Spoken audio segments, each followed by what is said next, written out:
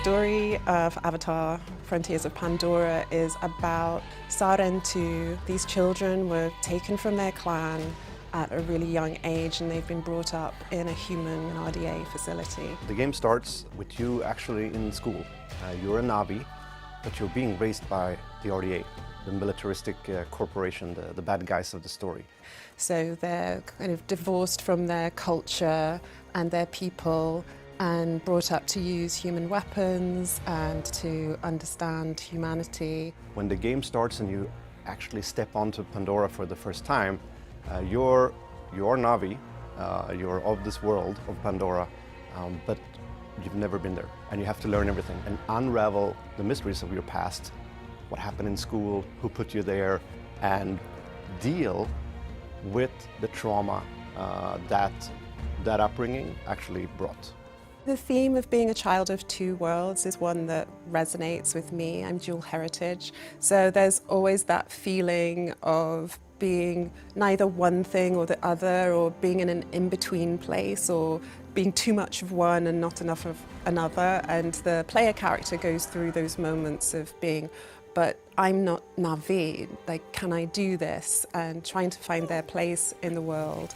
Eywa, we enter your welcoming arms, at one with all things connected through you.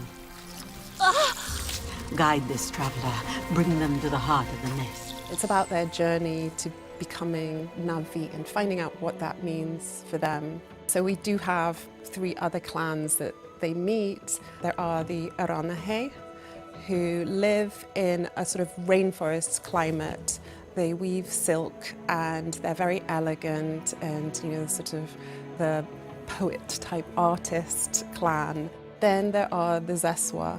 They live in symbiosis with these huge placid creatures called Zakru, and their tents lean up against the side of these creatures for warmth and protection from the winds that travail the grasslands they live on. And they are bright and bold, but they like to party.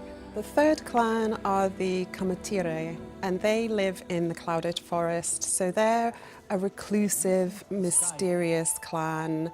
They are surrounded by moss and fog and sort of pine trees, and the character of the clan kind of reflects that, so they're more wary of strangers, both as a culture and for story reasons, so there's a mystery surrounding the Kamatire.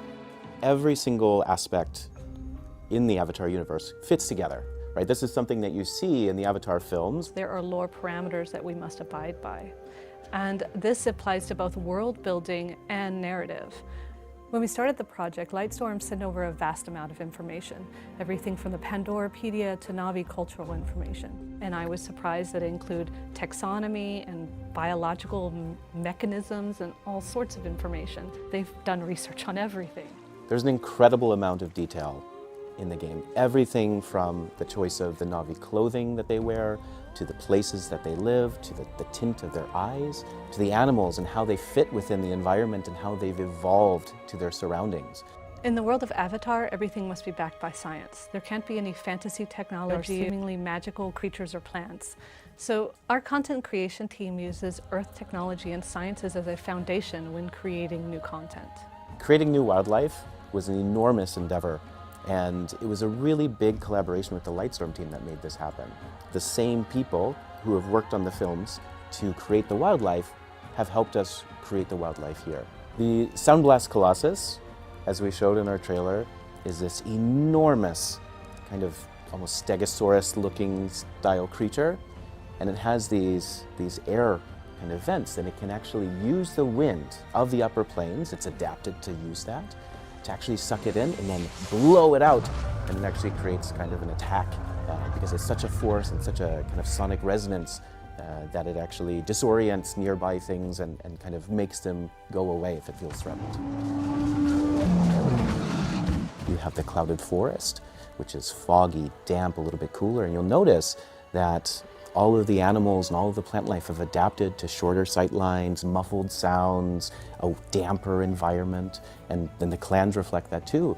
And so all of these details really meld together into something that I think if you look really closely, you can really tell how much care and how much thought has gone behind everything.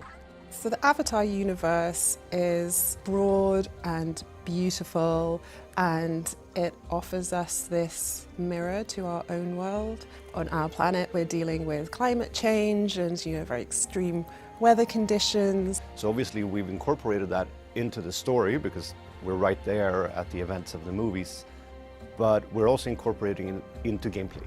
You attack bases and liberate the land, right? But when you do that, pollution also drops, and that changes everything, your power, everything you can harvest, the crafting loops, and there's other gameplay facilities that you get access to.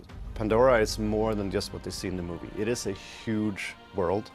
There's loads of opportunities to tell small stories and big stories, and also reflect on ourselves, our place within the natural world, how we interact with it. The Avatar universe has a lot of real-world correlations, which also serve as a warning on our own behavior on Earth. There are many clans, and the clans are different. They have different cultures, they have different styles, they have different look, and just like here on Earth, they have small physical differences, but inside they're all Na'vi.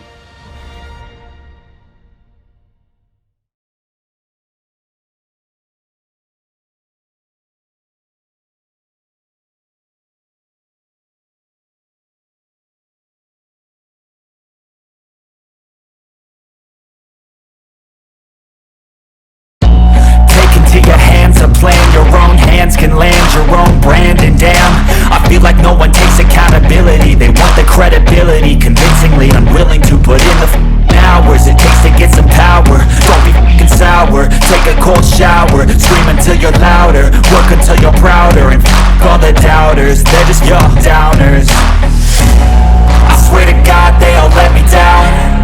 I always fought just to wear the crown. I'm off at these fucking clowns who were all taught they deserve an ounce. It's only worth it if you work for it. It's only worth it if you work for it. I won't stop till they hear me now. I won't stop till I wear the crown.